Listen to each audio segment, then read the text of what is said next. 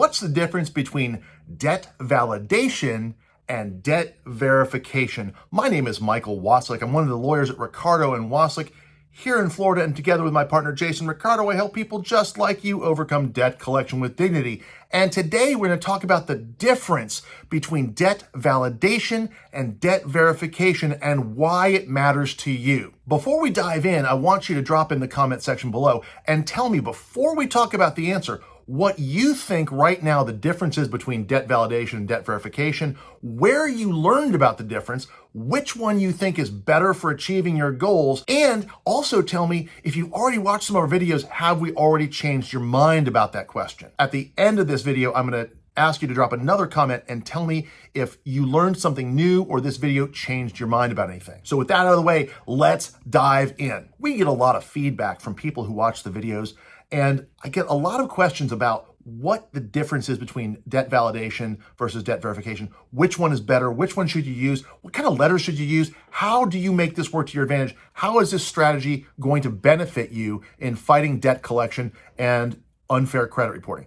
And the answer is that everything about debt verification or debt validation comes out of the same place. It comes from the FDCPA, the Fair Debt Collection Practices Act, specifically 15 USC 1692G. If you've watched other videos on the channel, you've probably heard me talk about that particular statute. So first, I want to talk about debt verification. Now, debt verification comes from 1692G, and when you look at the statute, you will see there is a detailed requirement that the debt collector inform you of your right to request verification of your debt. Specifically, when a debt collector is collecting from you, they have to send you a notice under 1692G subsection A4 that talks about the statement that if the consumer notifies the debt collector in writing within the 30-day period that the debt or any portion is disputed, the debt collector will obtain verification of the debt or a copy of the judgment against the consumer. And a copy of such verification or judgment will be mailed to the consumer by the debt collector. That section tells you that the debt collector has to inform you that you have a right to request verification if you dispute the debt. First of all, remember that verification is in the context of a dispute. It's a response to a dispute. The debt collector must send you this verification. Then subsection B of the statute says that if the consumer does notify the debt collector in writing within the 30-day period that it's disputed debt, then the debt collector has to stop all collection until the debt collector provides that verification. So what does the debt collector have to provide? Let's look at the legal definition of verification that's contained in the statute.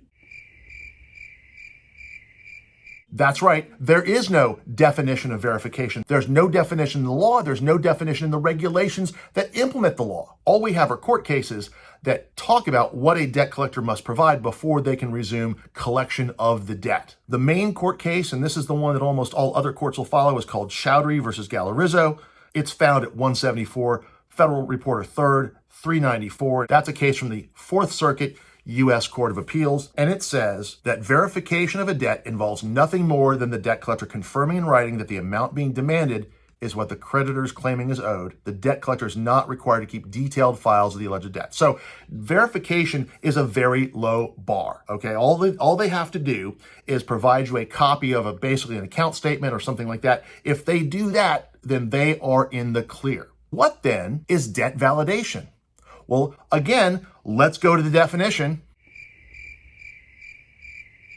And that's right, just like debt verification, there is no legal definition of debt validation. There is no regulatory definition, and the courts don't even define it. And here's why. Because look at the title of 1692G, validation of debts. Now, where else does the word validation appear? That's right, the word validation doesn't appear anywhere else in the FDCPA. The only place the word validation appears in the FDCPA is in the title of 1692G, where it talks about what debt verification is required. In other words, there is no difference. So whenever somebody talks about debt validation, they're almost always referring to this statute. They're almost always referring to 1692G. And whenever somebody talks about debt verification, they're also referring to this statute, because even though the title of the section is validation of debts, it talks about your right to verification. There is no right to validation except your right to verification. They are effectively one and the same. There is no difference between the two. There is nothing different about how you would use these ideas. There's nothing different about how you would word a letter. And there is nothing different in the results that you're going to get. So where does this myth come from? I believe there's two sources for this myth. Number one, because there's no legal definition of the term, people make their own assumptions about what these things mean. They think that because there's two different words, that they must have different meanings. And that's usually true, but in this particular case, because the statute uses both of them to mean the same thing, there is no difference. I think part of it arises from confusion based on the failure of the federal government to define these terms when they pass the law, and the failure of the federal government to define these terms when they pass regulations that talk about these laws. Secondly, most of the people you'll see talking about the difference between debt validation and debt verification, or claiming that there's a difference between the two, most of those people are non-lawyers. They don't understand the law. They don't understand where these rights come from, and they are mostly selling you something. Most likely they're trying to sell you credit repair services. They want you to believe that there's a difference because they make money on you not understanding that they're the same thing. Some of those people may be genuinely confused. Maybe they've heard it from someone else and maybe they just don't know. Some of them may be deliberately misleading you, but I've never seen anyone ever tell me that there's a difference between the two and be able to back that up with a citation to a statute, a regulation, case law where a court has found there's a difference between the two. I've never seen anyone back up their claim that they're different by citing to actual evidence or authority. I've shown you my authority. I've shown you my evidence. If you started this video thinking that there was a difference between the two, if someone has told you that, or you read it online, or maybe you saw it on another YouTube video, if you had that belief coming in, now's the time. Drop a comment. Tell me, why did you think that? Who told you that? And have you changed your thoughts on that? So if there's no difference between debt validation and debt verification, and a debt collector doesn't have to keep detailed evidence of the debt, then what's the point, right? So most people want to use debt validation or debt verification as a way of fighting debt collection, as a way of making the other side prove that they have a right to collect the debt. And if you watch some of my other videos, you will know that debt validation is not the way to get that proof, that if you want to make a debt collector prove they own the debt, you have to be in court. Either they have to sue you or you have to sue them. And if you're not willing to be in court, you will not get the proof that you're asking for. The debt collectors that we deal with most often are Midland, Portfolio, LVNV, and Cavalry. And if you are facing one of them, you want to make them prove that they have a right to collect the debt. You want to make them prove that they own the debt in order to collect it from you. You want them to prove that the amounts are correct.